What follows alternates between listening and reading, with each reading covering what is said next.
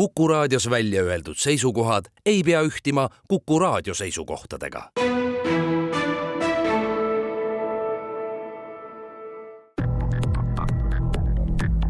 Krimiraadio. Krimiraadio toob teieni Duo 5, tõsieluliste krimilugude kodukanal. Tere taas, on teisipäev, 17. veebruar. Kell on mõni minut 1 läbi ning eetris on taas värske Krimiraadio. Saadet juhivad nagu ikka ajakirjanikud Raul Ranne ja Karel Reisenbuk.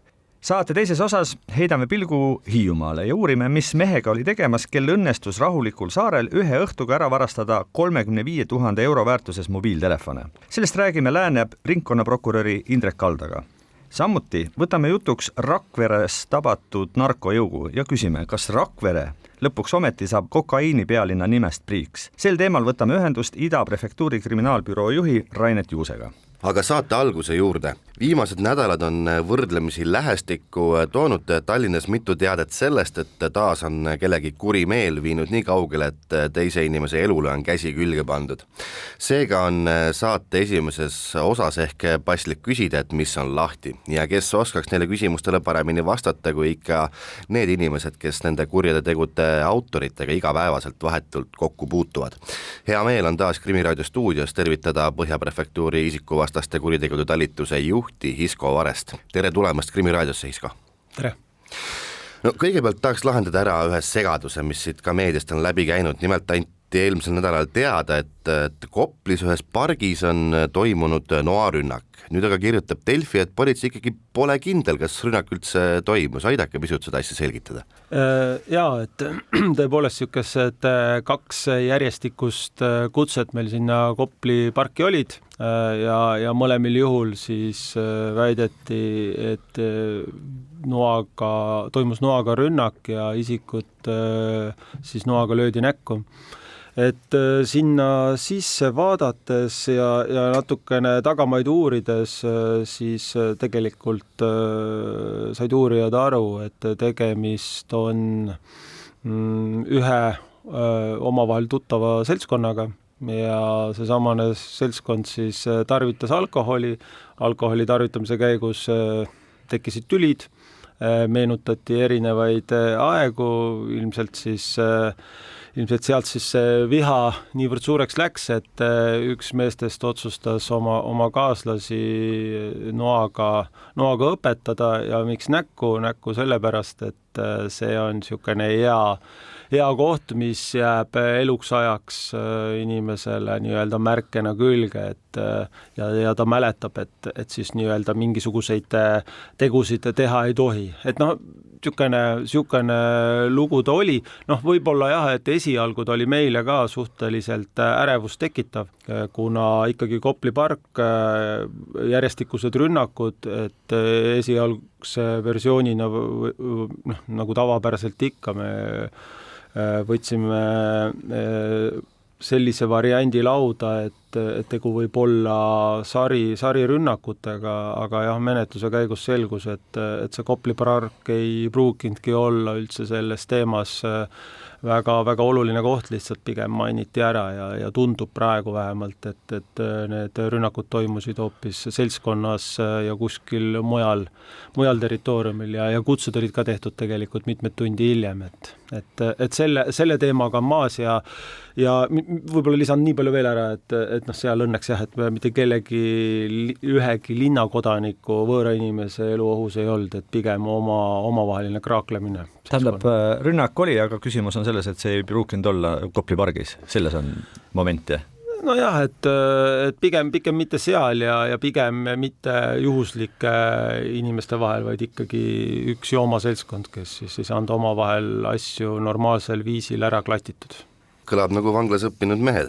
Aga nagu mainitud, siis viimased nädalad on toonud meile Tallinnas ka mitu tapmist. Neist viimane siis eelmise nädala kolmapäeva hilisõhtul kesklinnas, kus tapeti 35-aastane mees. No milline see väljakutse politseile tuli? Kas teatati kohe surnukehast või oli väljakutse põhjus alguses midagi muud? No jah, et 2 tapmist tõepoolest meil see aasta juba siin Põhja prefektuuri territooriumil toimunud on.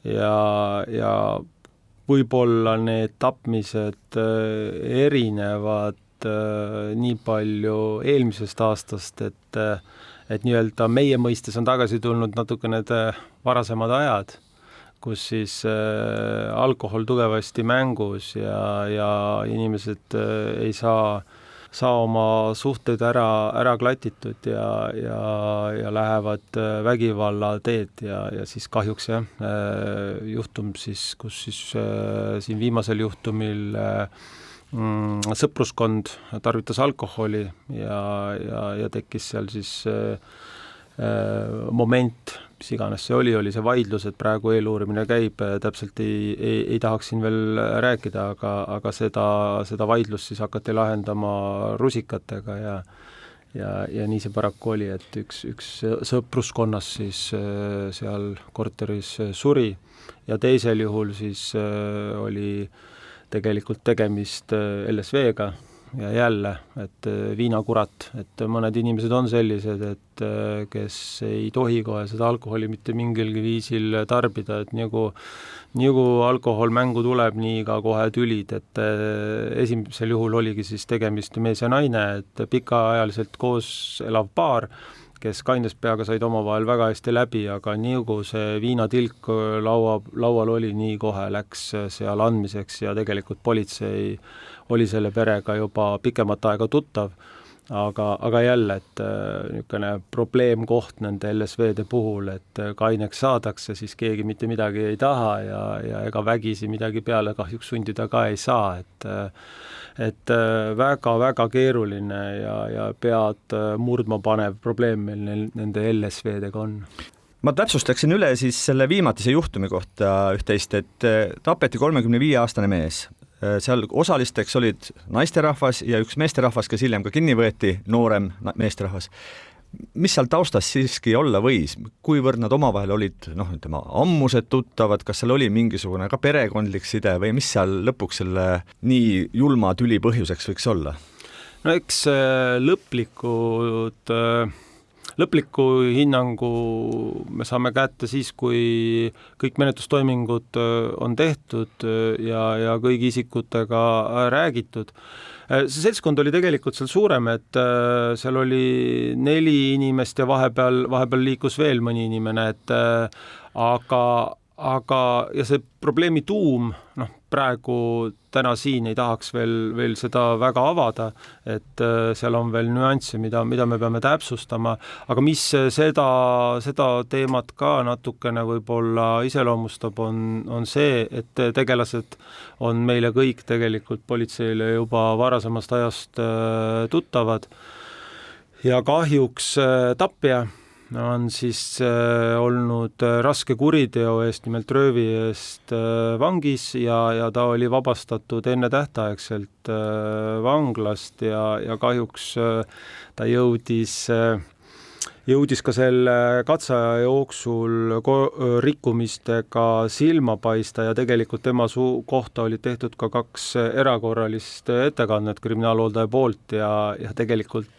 kohe varsti oleks pidanud ta jõudma kohtu ette, kes siis oleks teinud otsuse, et kas ta siis tagasi vanglasse või oleks talle antud veel mingisugune võimalus. Ehk siin on see probleem, millele me oleme varasemaltes saadetes ka osutanud, et need enne tähtaegselt vabaks saanud tegelased võivad peita endast päris tõsist probleemi, et see järelevalve moment ei pruugi alati olla liiga operatiivne ja liiga kiire, et reageerida ohtlikele inimeste tegevusele. Seda tuleb küll rõhutada, et tegelikult ei ole etteheited tegelikult kriminaalhooldaja tööle meil absoluutselt, et näha on, et on selle inimesega tegelenud, näha on, et sellel inimesel on hästi suur alkoholiprobleem olnud, aga see nii-öelda menetlusmoment võtab hästi palju ja pikalt aega, et nüüd kui vaadatagi sinna lõppu nii-öelda enne seda tapmist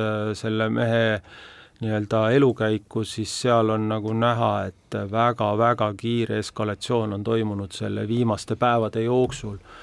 Et kahjuks et ta oleks ütleme siis minu või meie hinnangul pidanud juba tegelikult vanglas olema, et ta vabanes maikuus vanglast ja tegelikult neid rikkumisi tal juba oli. aga teeme siin ühe väikese pausi. Krimiraadio. Krimiraadio toob teieni Duo 5, tõsieluliste krimilugude kodukanal.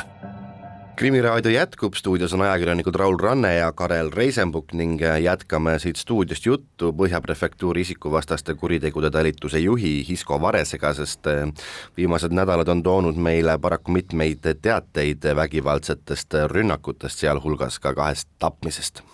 Ma küsiksin täpsemalt üle veel eelmises saate osas olnud perekonnatülis, kus siis 44-aastane mees tapeti, kuid tapjaks esialgsete andmete järgi on tema elukaaslane. Ja jutuks oli, et see on mingis mõttes üsna tüüpiline lähisuhte vägivalla näide, kus siis asjad on läinud tänu alkoholi pruukimisele kiirelt käest ära ja paraku nii kurval moel. Et mis selle loo puhul veel märkida võiks?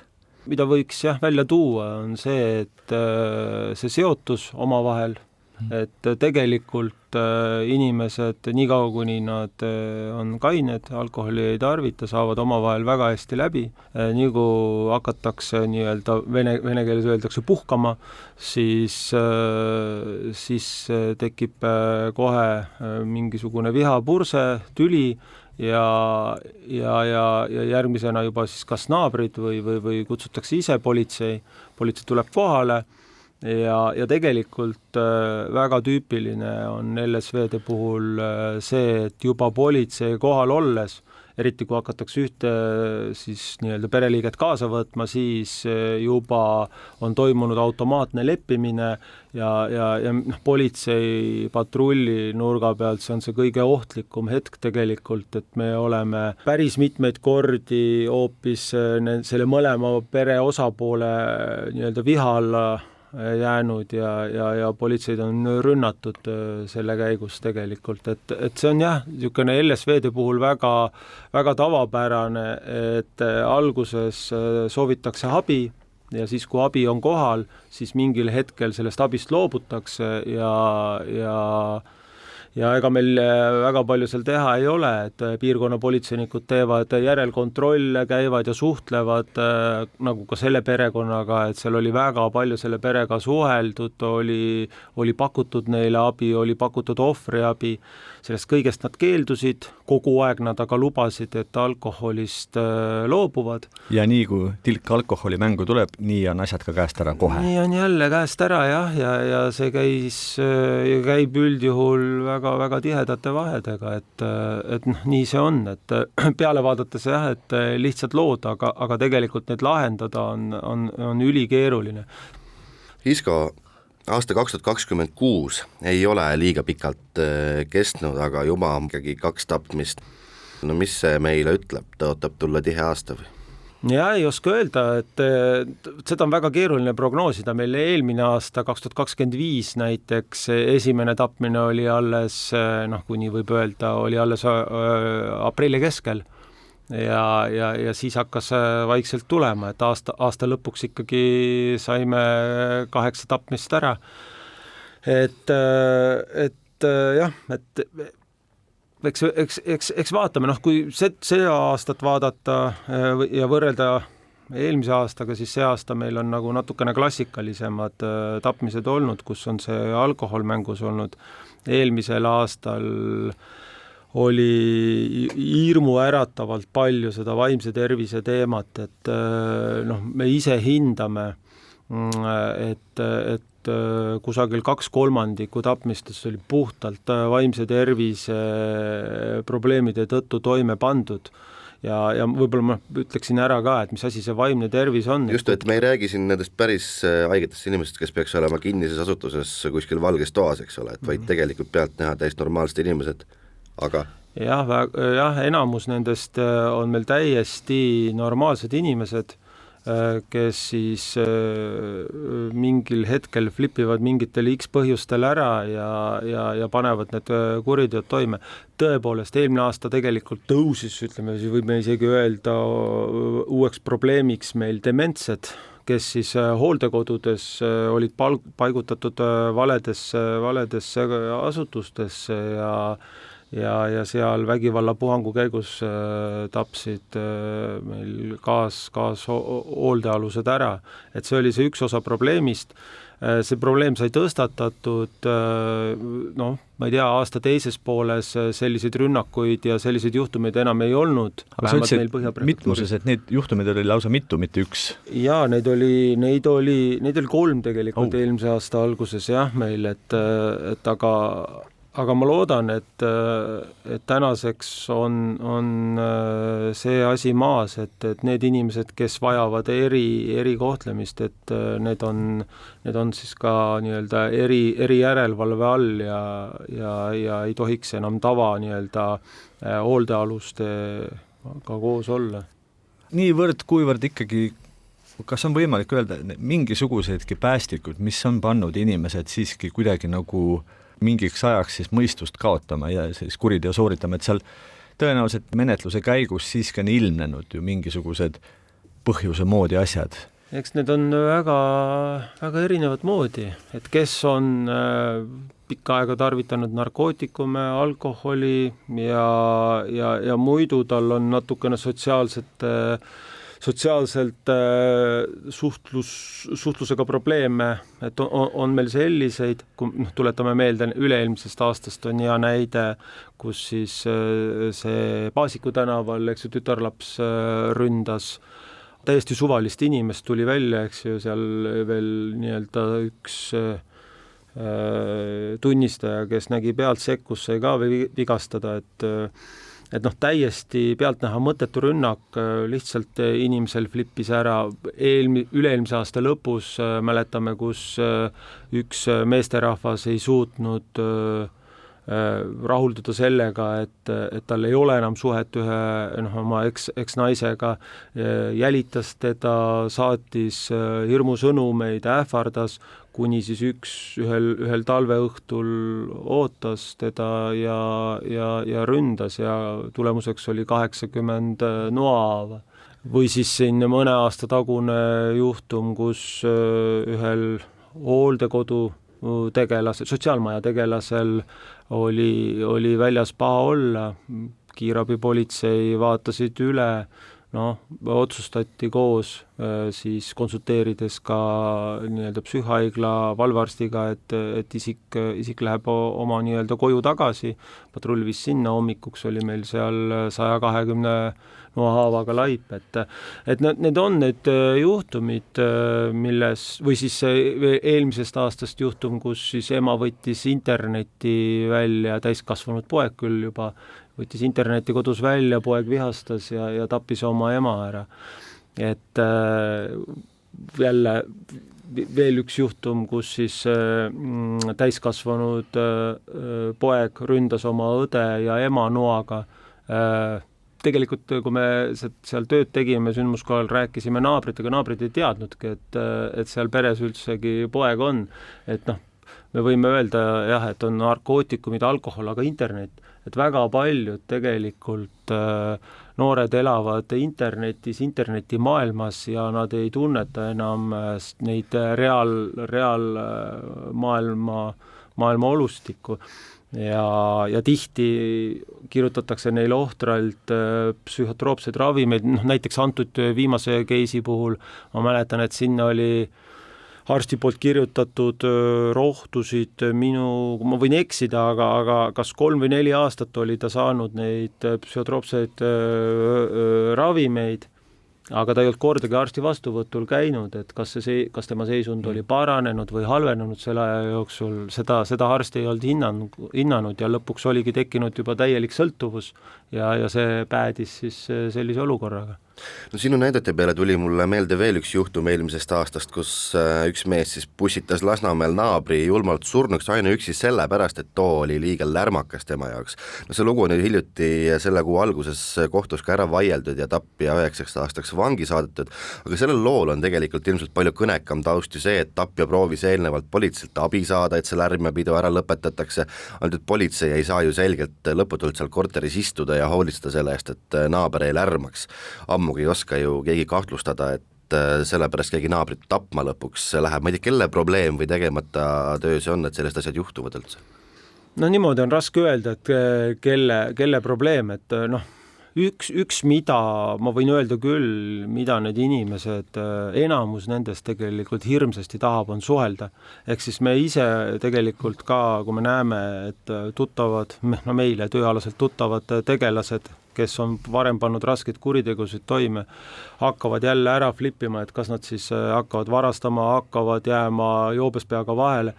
Me üritame nende inimestega minna kontakti ja vestelda, et see tõmbab päris palju seda teemat maha. Ma mäletan, mõned aastad tagasi mul tekkis kontakt ühe inimesega, kes kunagi oli oma naabri ära tapnud just selle samase lärmi pärast ja tegelikult ta tuli vanglast välja, ta istus päris kaua aastaid, tuli vanglast välja ja ta hakkas kurtma jälle, et üleval on naabril on lapsed, jooksevad, ta ei saa rahulikult olla ja ta palus abi ja tegelikult ta ei saanud seda abi mitte kusagilt ja lõpuks me tegelikult korjasime tema kõne üles puhtjuhuslikult, lihtsalt selle tõttu, et ta oli varasemalt tapmise toime pannud ja ma läksin temaga kontakti, me tegime väikse ümarlaua, me istusime, arutasime tema probleeme, tal oli minu telefon, ta sai mulle iga kell helistada, kui tal jälle ära flippis. Ja tänaseks on see inimene, ma ei ole temast enam tükk aega midagi kuulnud, tundub, et ta on täiesti oma elu saanud uuesti rööpasse, et see on meie tänane kogemus, et need inimesed kukuvad nagu mitme laua vahele, ma ei oska öelda, mis laudade vahele, aga nendega nad ei saa abi. Kuule, Hisko, sa räägid ju praegu sellest, et te teete absoluutselt kellegi teise tööd, see ei ole ju politsei ülesanne, et sulle õhtuti koju helistab mingi mees, kes hakkab ära flippima. See on üks osa ennetusest, et eks ta on jah, aga meil on lihtsam see töö täna teha selle, ma ei tea, mõnekümneminutilise kõnega, kui minna hiljem sündmuskohale ja toimetada seal menetlusega nädalaid.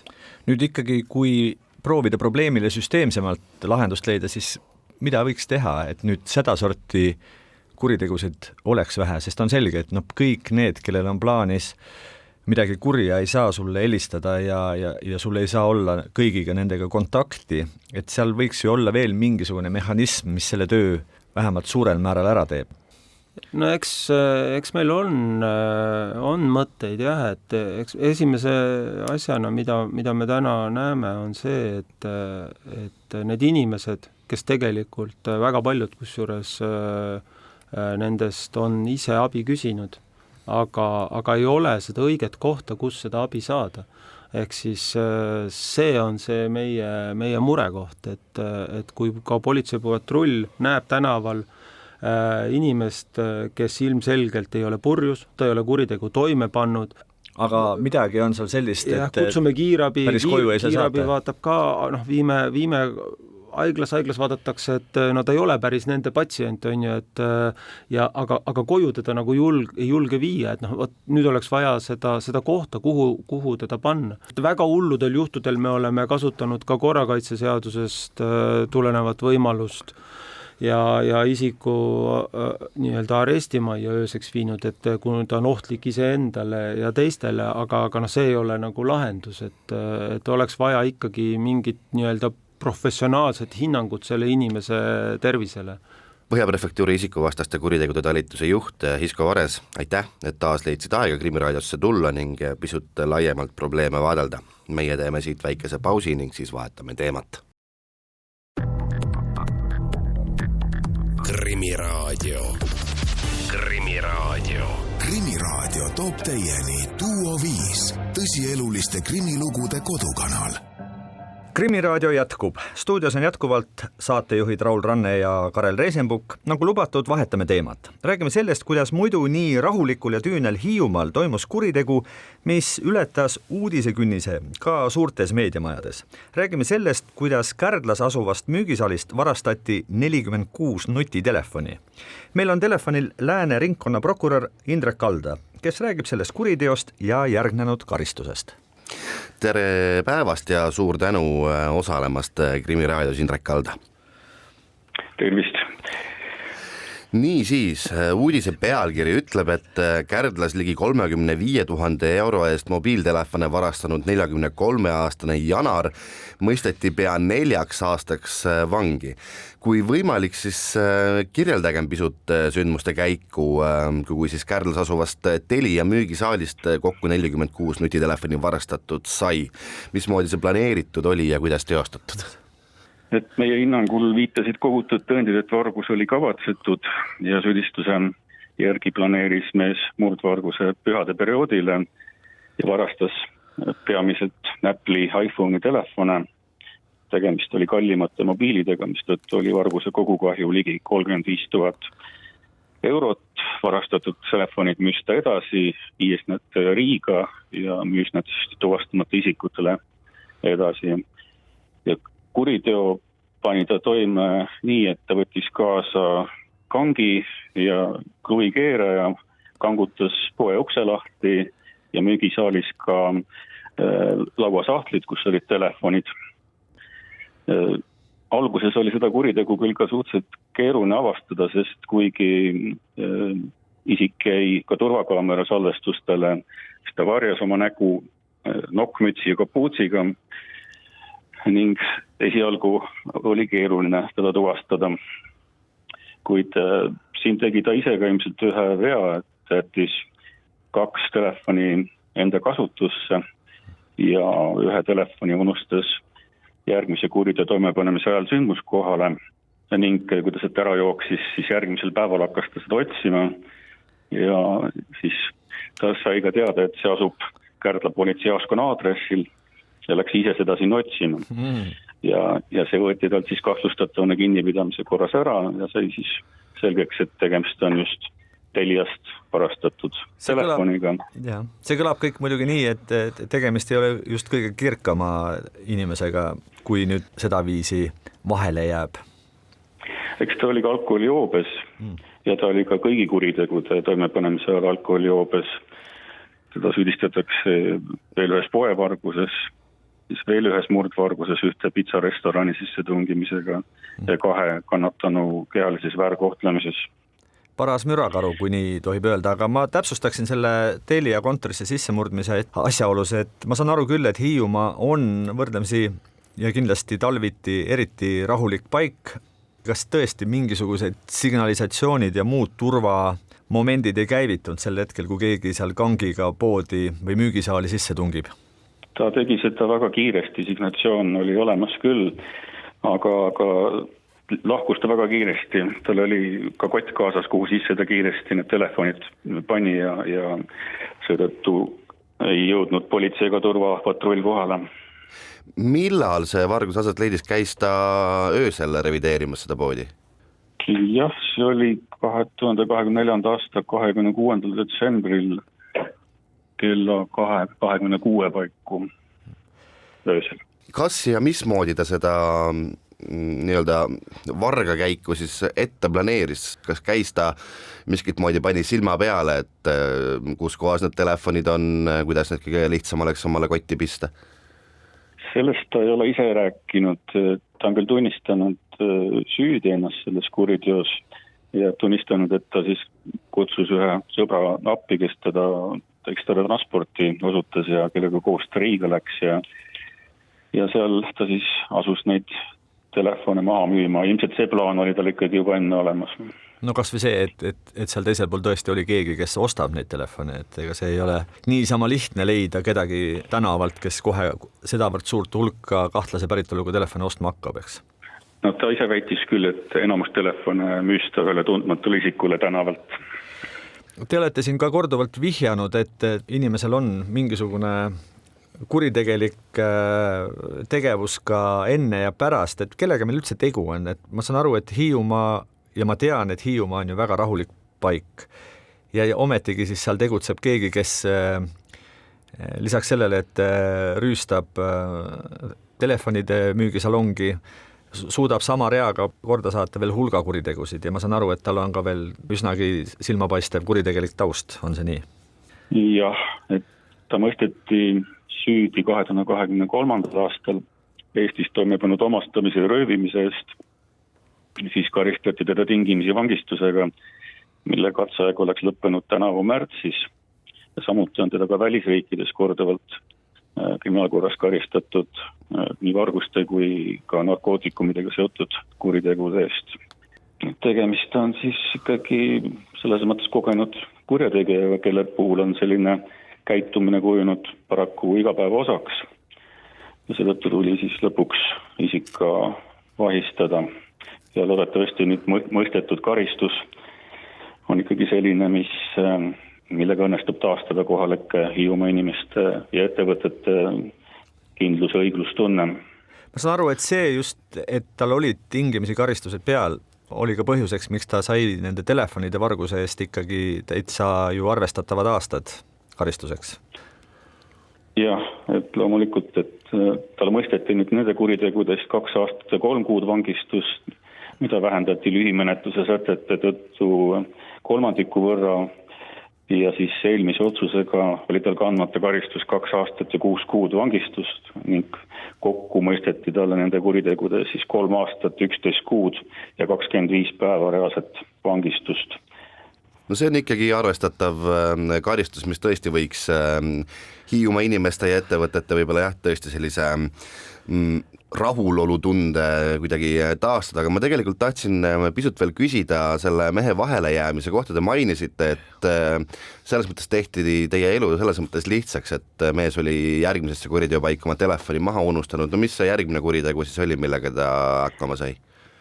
See oli üks kehaline väärkohtlemine 2025. aasta märtsis, kus ta ühte isikut lõi mitu korda rusikaga peapiirkonda. Ja oli siis samuti alkoholijoobes jälle. Nagu ma korduvalt olen maininud, et Hiiumaal kuritegevus on ikkagi võrdlemisi haruldane asi. Kirjeldage pisut, kuivõrd erandlik selline tegelane üleüldse sellel saarel on? Kuivõrd ikkagi ühe inimese tegevus võib saarel teiste kaaskodanikena rahu häirida? Kindlasti on tegemist olulise kriminaalasjaga Hiiumaa inimeste jaoks, sest murdvargusi tuleb ikkagi rahulikul Hiiumaal väga harva ette. Hiiumaal ei ole kuritegevuse tase eriti kõrge ja ka üldse vargusi ei ole siin eriti palju. Mis üldse Hiiumaal, kui nüüd vaadata sellist kuritegelikku pilti, muret teeb? Kas seal üleüldse on midagi sellist, mis korrakaitsjatele võib-olla peavalu tekitab? Eks siin on muidugi nagu mujalgi Eestis on palju ka kehalist väärkohtlemist ja ka lähisuhtevägivalda, on joobes juhte, on mingil määral ka vargusi, aga nende arv siiski ei ole oluliselt tõusnud.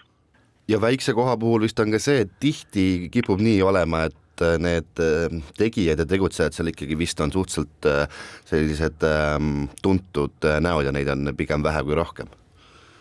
Jah, enamasti on tegemist ikkagi kohalike inimestega, et politseil on teada ja nendel hoitakse siiski võimaluse piires silm peal. Lääne-ringkonna prokurör Indrek Kalda, suur tänu, et leidsite täna aega meil pisut Krimiraadios osaleda ja et aitasite meil pilku heita sellele, et mis moodi kurjategijad toimetavad Hiiumaal. Meie teeme siit aga väikese pausi, et pärast seda taas uue teemaga jätkata. Krimiraadio. Krimiraadio toob teieni Duo 5, tõsieluliste krimilugude kodukanal. Krimiraadio jätkub, stuudios endiselt ajakirjanikud Raul Ranne ja Karel Reisenbuk. Nüüd on meil telefonil Ida prefektuuri kriminaalbüroo juht Rainet Juuse. Räägime sellest, et 30. jaanuaril pidasid politseinikud Rakvere linnas kinni 6 inimest, keda kahtlustatakse suures koguses narkootilise aine käitlemises. Rainet Juuse, tere tulemast või tere osalemast Krimiraadios. Tere, aitäh kutsumast. Teada on, et politsei leidis esialgsetel andmetel pea 200 grammi kokaiini ja umbes 37 grammi kanepit, padruneid, kaalud, telefonid, sülearvutid, kärbiku, sularaha, narkootikumide pakendamiseks vajalikud tarbed ja nii edasi. Kõik see reedab, et tegu oli ikkagi võrdlemisi organiseeritud ja kuritegeliku ühendusega. Kas on nii? Ja tõepoolest organiseeritud see tegevus kindlasti oli, kas ta nüüd organiseeritud kuritegevus on, see on selline pigem nagu õiguslik või juriidiline lähenemine, et kuidas see lõpuks kvalifitseeritakse ja kuidas ta kohtusse jõuab, võib-olla natuke näitab veel aeg, kogume veel tõendeid, lisatõendeid, lisamaterjali, ütlused, vaatlused, ekspertiisid, et hästi palju toimingud on veel tegemata. Aga jah, kindlasti täna näitab kõik sellele, et see oli ikkagi organiseeritud ja pikalt organiseeritud ja läbimõeldud ja sihipärane tegevus kriminaalse turu teenimiseks. Ja. Kui laia haardega see seltskond oli, kas kombitsad ulatusid ka Rakvere linnast ja ka maakonnast välja või tegutseti seal piirkonnas ainuüksi? No nii palju, kui meil praegu teada on, et ikkagi olid Lääne-Virumaa põhised, see müügi või turundus osa ikkagi jäi Lääne-Virumaale. Et indikatsioone ei ole, et oleks väljapoole olnud, aga jällegi mõtlesin, et hästi palju toimingud on veel pooleli ja võib-olla tuleb tõendid ka veel selle kohta, et ma ei tea, Ida-Virumaale või Põhja-Eestisse edasi läinud, aga praegu ei oska öelda. No ilmselgelt on tegu politsei jaoks töövõiduga. Kirjeldage, kuidas te ikkagi sellele seltskonnale jälile saite ja kui pikalt siis kogu operatsiooni ette valmistasite, sest on selge, et taoliste grupeeringute või gruppide tabamiseks tuleb kõvasti vaeva näha. Jaa, protsess on pikk, keeruline ja mõnikord ka vaevaline, aga eks see järjepidevus on see, ma ütleks, nagu võtmesõna ja kui pikalt, ikka üle poole aasta me kindlasti seda grupeeringut üritasime lõhkuda. Et kuidas me jõudsime? Ega kõik hakkab pihta info kogumisest. Kogu selline kriminaalpolitsei töö alus on ikka info kogumine ja see on võib-olla võib niimoodi öelda juba aastasadu ja tänases digitaalses maailmas ega see ju ei muutunud ega arvuti ei pane kuritegu toime või telefon ikkagi on inimene selle taga ja inimesed suhtlevad omavahel ja info liigub ja politsei kogub infot ju igalt poolt, küll patrullpolitseinik, piirkonnapolitseinik, piirivalvur, et selles mõttes meid on palju, me näeme palju ja me kuuleme palju ja sealt asjad hakkavad hargnema ja lõpuks ta sellise tegelikult loogilise jätkuna lõpeb ehk siis kurjategija kinnipidamisega.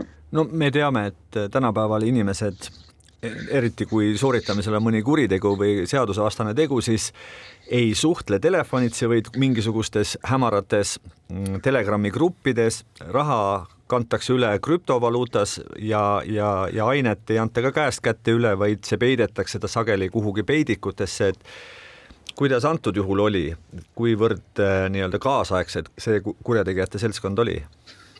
Eks ikka nii ja nii. Ega tänapäeva vahendid annavad mõnes mõttes sellise eelise või anonüümsusega ju kurjategijatele, et kasutatakse selliseid krüpteeritud või selliseid salajasi erinevaid vestlusgruppe, erinevaid suhtluskanaleid. Aga lõppkokkuvõttes ikkagi digitaalmaailmas jääb ka digitaalne jalajälg maha ja nagu ma mainisin, ega arvuti ei pane kuritegu toime või telefon, inimene on selle taga ja keegi vajutab seda nuppu ja keegi organiseerib. Jah, ta mõneti võib-olla on lihtsam, et ei pea näost näkku kokku saama mingid kokkuleppeid sõlmida, aga teiselt poolt see ei ole ikkagi puhtalt anonüümne, on kaasaegsete selliste vahenditega on ka politseil kaasaegseid võimalusi neid kuritegusid menetleda ja tõendada. Uudises oli juttu, et leiti suurem kogus kokaiini ja ka kanepit. Kas see seltskond tegeles ka muude ainetega, näiteks mingisuguste retseptiravimitega või siis mingisuguste narkoainetega veel? Ma teadaolevalt mitte, ta oligi ikkagi suunatud peamiselt kokaiini ja kanepi peale. Võib-olla tõesti on sealt läbi käinud selle aja jooksul ka midagi muud või enne, kui meie hakkasime tõendid koguma, et ei saa nagu kinnitada või ümber lükata, aga käesoleva menetluse käigus me ikkagi peamine suund oli kokaiin. Kui siin varem on pruugitud väljendit just kui Rakvere oleks kokaiini pealinn, siis mismoodi see nüüd vahistamine seda narkoturgu seal mõjutab? Kindlasti mõjutab. Ma võin öelda nii palju, et ta juba on mõjutanud mingil määral. Kui palju nüüd, eks aeg näitab, tihti kahjuks on niimoodi, et loodus tühja kohta ei salli, aga loodame, et sellel korral on teistmoodi. Et võib öelda, et Rakvere enam ei kanna seda tiitlit või? Ma ei tea, mis need viimased reovee uuringud näiteks ütlevad, kuivõrd seis parem on? Ma ei ole viimased reovee uuringud ise ka näinud, minu meelest nüüd eelmine aasta äkki ei viidudki läbi, aga see narkopealinna tiitel ju Rakverele on ajakirjanduse poolt antud ja ta on kuidagi nagu külge jäänud sellest mõnest reovee uuringust. Ma ise nagu ei oskaks, ma pigem ei paneks seda tiitlit Rakverele ausalt öeldes. No jäägu see siis meie südametunnistusele. Samas nende meeste ju kinnipidamine ei läinud teil ka ilma väikeste seiklust, et kas te pisut kirjeldaksite, et natukene valed mehed vist sai esialgu maha joostud või? No meil oli kinnipidamis oli tegelikult rohkem, me pidasime ju 6 inimest lõpuks kinni selle läbiotsimiste käigus või selle operatsiooni käigus, aga tõsi jah, et 2 inimest, kelle kinni pidasime esialgu olid valed inimesed, kahjuks täiesti süütud inimesed, kes kui võib öelda valel ajal, vales kohas, võib-olla halvasti kukkus välja see väljend, aga lihtsalt niimoodi juhtus, et olid kõrval krundil ja juhtusid olema samamoodi, ütleme, vastasid nagu natuke kirjeldustele ja nad peeti kinni. Aga me saime kohe ja hästi kiiresti oma eksimusest aru, vabandasime ja mõnekümne sekundi pärast olid õiged inimesed kinni peetud, et juhtus nii, jah. Kas valesti kinni peetud mõistsid seda või on ka mingisugused kaebused laekunud? Ei, nad ikkagi mõistsid. Nad said aru, et politsei teeb tööd ja ei olnud nende vastu suunatud see agressioon. Ja vähemalt täna hommikuse seisuga minu teada ei ole kaebust politseile esitatud. No loodetavasti mõistavad inimesed ka nüüd seda olukorda ja neid kaebus ei tule. Igal juhul Ida prefektuuri kriminaalbüroo juht Rainet Juuse, täname teid, et saite osaleda kiirel ajal meie saates. Sellega on tänane Krimiraadio ka lõppenud. Stuudios olid ajakirjanikud Raul Ranne ja Karel Reisenbuk. Me täname kõiki kuulajaid ning järgmine Krimiraadio on eetris järgmisel teisipäeval. Kuulmiseni. Krimiraadio.